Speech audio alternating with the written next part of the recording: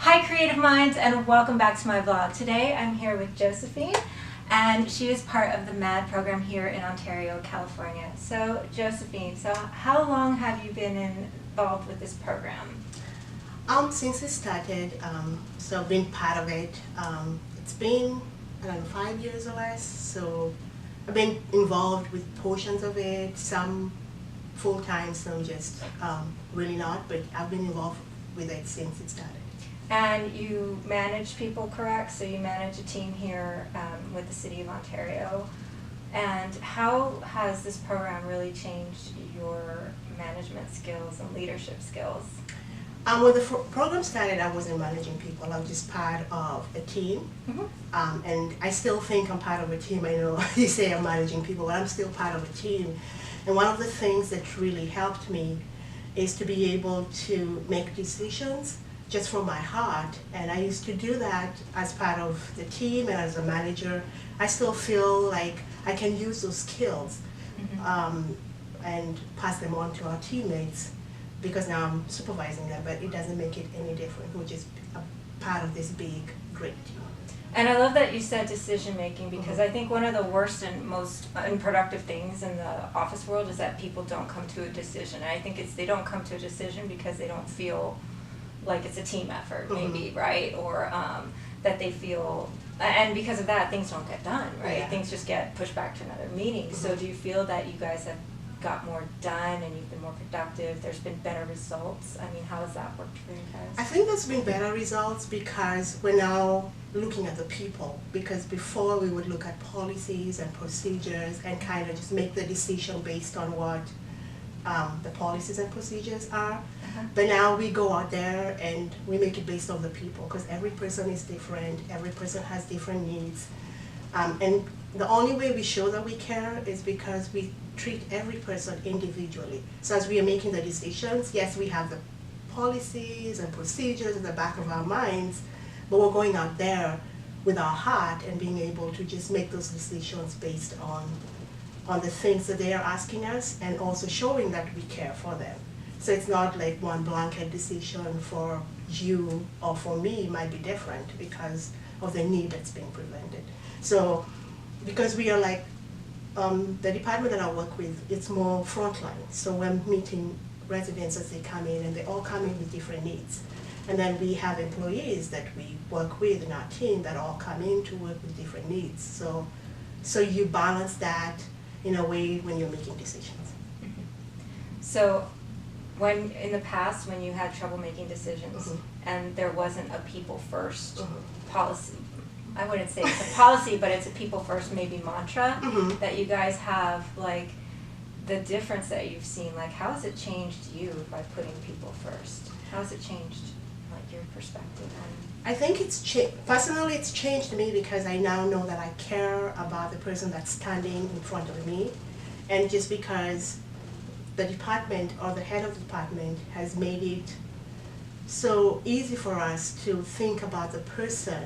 Yes, there is all these set rules and guides, and those guide us along the way, so we're not like just doing anything that is really outside of those guidelines, but I can make a decision based on what the need is. Like if somebody comes in and they say, I want to open this business, I listen to what their need is. I'm not just like, oh yeah, you can do this because, and that has helped me make the decisions better because, and then the other thing that I know that has helped me is because I just don't look at the person, I look at the person as what they're going to do to the city, not just my own department. As they walk in, and I tell my teammates, it's a big picture. Is this person going to our counter because they need us, or is this person coming to our counters because they need the city? And whoever comes through the counter, whether they need us or need the city, we need to help them and hear what they're asking us, and then help them in that way. So it's open for me. It's been more of a big picture. Like before, it was just my department. But now it's opened it up to where people are everywhere in the city coming in to do work for any department. So it has helped me that way look at it. So if, is there an example of someone who you thought like, oh, you just didn't know about them, but you made the decision, like you said, with your heart, and they did something for the city that was like mind-blowing, or like... I don't know, I have a couple of examples, but then I think, I always put myself in other people's shoes. So when somebody walks in, and I've had instances where people walked in and they were really upset with the city. And sometimes it's with my department, sometimes it's with another department. So what I have in the past done is I've taken the initiative to contact everybody else that I know in the other department and help them instead of them going around to show them it is the city. Like I remember this lady walked in and she said, I'm so upset with the city. And I said, I am so sorry. And she said, no, it's not your department. I said, no, it is the city, it's me. So I apologize for the city. I mean, because it's us, the people of the city. It doesn't matter which department you're from, it's the people of the city. When people walk in and they're upset with the city, they're upset with me because I am the face of the city. And I think with the job that I've had, I said frontline before, we are the frontline. They'll come in and see us. So I don't want them going around saying they're upset with the city if I can't change it as the face of Ontario. So what happened when she was upset? Oh, so she was upset. She came in. It was a different city. I mean, it was a different department. She was sent into City Hall for a wrong reason because they said she could pull a permit, but we don't even issue those permits. Now, I knew we didn't issue them, but I wasn't for certain that we don't because it's just the things that I've learned over the years. So I went to each and every department and made sure that it's not something that can be done in City Hall. It was actually a department offsite. So then I called the head of that department and said, she's been calling your department, which was the complaint that she had for not, for nobody responding to her calls. And so I said, can you please call them back? And then she said, oh, give her my number. And I gave them the person's number. And I also gave them my card, and I said, if you don't get a call from so-and-so, call me back, and I'll follow it through. Because at the end of the day, I just felt like it was the city that had failed her for not calling her back. And so that has helped me listen and care for people, not because it's going to affect me and my work, but it's going to affect the city. Because then we can walk out and talk to anybody about the city of Ontario. And we're here to make the city a better place for residents. So do you think if people made more decisions the way you did, do you think it would have a ripple effect in the city, maybe? I think so too. I think if we show that one, we listen and we care, because people come in and sometimes you go to a place like a restaurant, and if you don't think that they care for you or something like that, you always have that bad taste in your mouth saying, I went there and they really didn't treat me well. So I always have that at the back of my mind, even if I'm not able to help them. I don't want them to walk away not saying we did not care. So the underlining is, I want to show them that we care whether we answered their question or not. So they walk away saying, no, she didn't help me, but I know she listened and she cared about whatever was presented. So how has this changed your life in general? Like, how has it affected your family, your overall wellness, your overall perspective? What do you think has been the biggest benefit that you've got from this program? I think the biggest benefit I've gotten from this program is to be able, one, to love the people I work with. There's been a sense of community. We share a lot about ourselves, and so in sharing we can discover what our strengths and our lack of is, and so it's easy to be able to work as a team. And then if we fail, I tell them, if we fail together. If we win, we win together.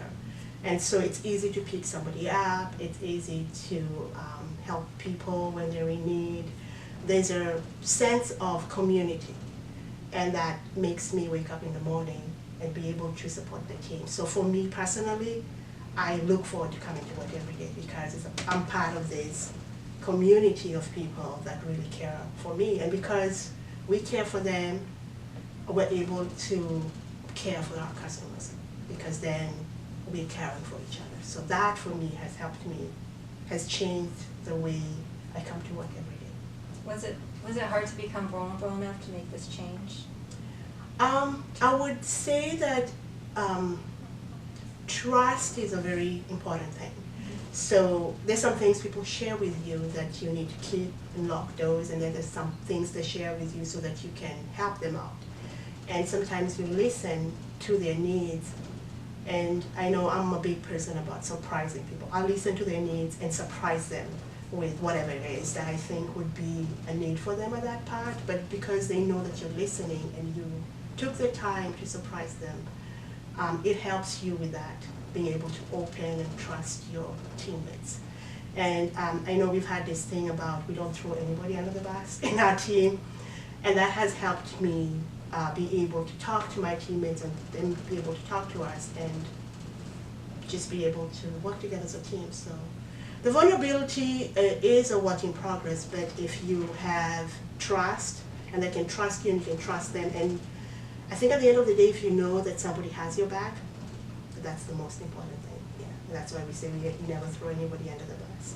And I love that. That's like extreme accountability and ownership at its finest, and that's I think that's probably one of your secret sauce to success, and why your team must love you so much and trust you so much. So thank you, Josephine, for this interview today, and I love what you said about trust and vulnerability, and I'm sure your team just is thriving and successful, and I'm sure this next few years will bring amazing success for you guys.